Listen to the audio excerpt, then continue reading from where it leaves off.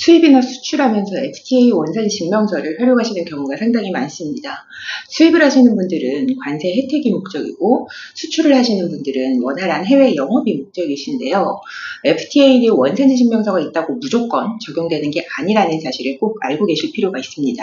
수입할 때 수입하는 나라 그 세관에서 FTA 적용을 해서 통관이 완료됐다고 하더라도 뒤늦게 몇 년이 지난 후에 관세 추징을 당할 수 있는 게 FTA이고 어떤 경우에 관세 추징이 되는지 5가지 경우를 알려드리겠습니다.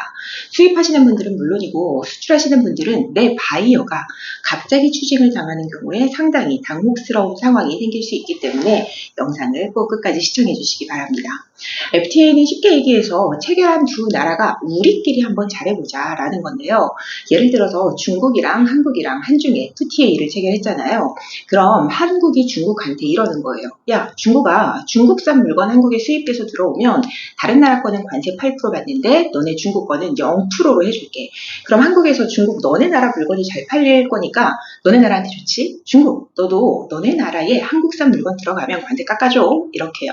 이렇게 FTA가 체결되는 거고 중요한 건 모든 중국산, 한국산 물건에 세금 혜택을 주는 건 아니고 서로 이거는 세금 깎아줄게, 이거는 우리나라 사도 보호해야 돼서 깎아주기 힘들어, 이건 안 돼, 이런 식으로 FTA 협상을 하는 겁니다.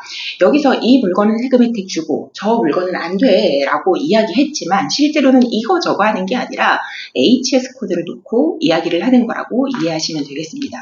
결국은 이제 HS 코드에 따라서 FTA 혜택이 되는 것도 있고 안 되는 것도 있다는 얘기죠.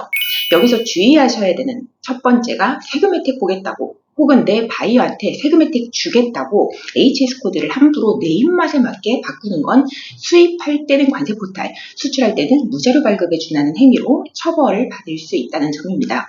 추가적으로 4가지 주의사항을 말씀드릴 텐데요. 두 번째는 인보이스와 원산지 증명서의 연결성입니다. 지금 보시는 원산지 증명서는 한중 FTA 원산지 증명서인데요. 보시면 12번 란에 인보이스 번호랑 발행 일자를 적게끔 되어 있어요. 이 부분을 많이 틀리게 적어오시는데요. 여기 적히는 번호는 수출자가 발행하는 인보이스 발행일, 발행번호랑 일치를 시켜주셔야 됩니다.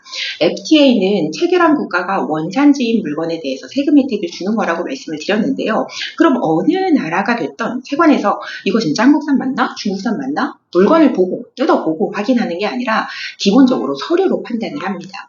이때 원산지 증명서가 말하기를 이거는 한국산이야, 중국산이야 하는 물건이 거래된 게 맞는지를 서류로 확인을 하는데 인보이스 번호랑 날짜로 그 연결성을 확인한다는 거죠. 원산지 증명서 12번 란에 적힌 인보이스에서 말하는 물건이 중국산 또는 한국산이라고 했으니까 그 인보이스에 있는 물건에 FTA 혜택을 주겠다라는 거예요. 그런데 다르면 어떻게 될까요? 당연히 FTA 관세 혜택을 볼 수 없습니다. 세 번째는 BL입니다. 앞에서 봤던 한중 FTA 원산지 증명서에 보시면 4번 란에 운송수단이랑 루트를 적는 부분이 있어요. 이 부분이 BL이랑 일치가 돼야 되겠습니다. 원산지 증명서에서 말하는 물건이라는 점을 운송서류, BL에서 확인할 수 있어야 되는 거죠. 간혹 선적항이 원산지 증명서랑 BL이랑 다르게 기재되는 경우가 있는데요. 이 부분도 꼭 체크가 되어야 하는 부분이 되겠습니다. 네 번째는 서류 발행의 발행 또는 신청을 누가 했냐입니다. 예를 들어 볼게요.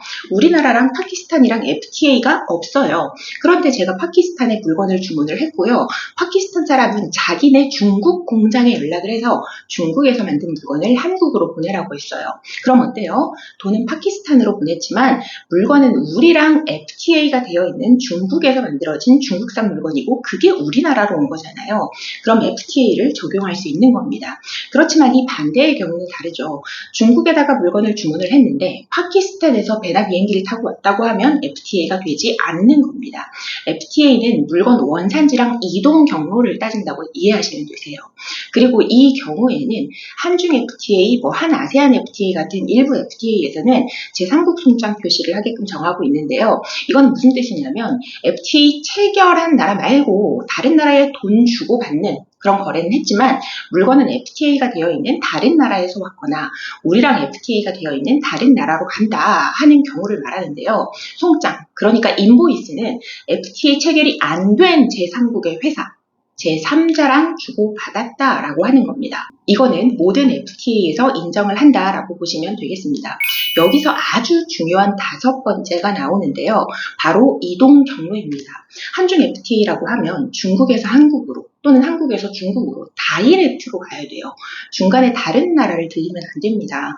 다른 나라 들렸다가 FTA 안 된 나라의 물건이 한국산이나 중국산으로 둔갑할 수도 있는 거잖아요. 그래서 원래는 안 되는데 현실적으로 배로 운송을 하는데 중간에 다른 나라를 안 들리는 거는 거의 불가능하니까 봐줄게 라고 하면서 운송 서류에 거치는 국가 다 적어놔라. 세관이 관할하는 구역 벗어나면 안 된다. 이런 조건들을 걸어놓은 겁니다. 그래서 이동은 원칙은 다이렉트, 예외적으로 어딘가 거쳐오려면 중간에 다른 나라에서 컨테이너 개봉되거나 물건에 어떤 작업하면 안 되고 세관 관할 구역에만 있어야 한다. 기본적으로 이렇게 보시면 되겠습니다. 그럼 수입하시는 분이든 수출하시는 분이든 FTA 하면서 포워딩이 어떻게 요청해야 될까요? 혹시 중간 경유국 있으면 BL에 전부 적어주세요 하시면 됩니다. 반드시 출발 국가랑 도착 국가는 FTA 체결국이어야 되고요. 이 운송 경로 때문에 실제 관세 추징이 되는 경우가 적지 않게 발생하고 있기 때문에 주의하셔야겠습니다. FTA 관련해서 오늘 말씀드린 내용이 조금이나마 도움이 되셨길 바라면서 다음 영상에서 뵙겠습니다. 감사합니다.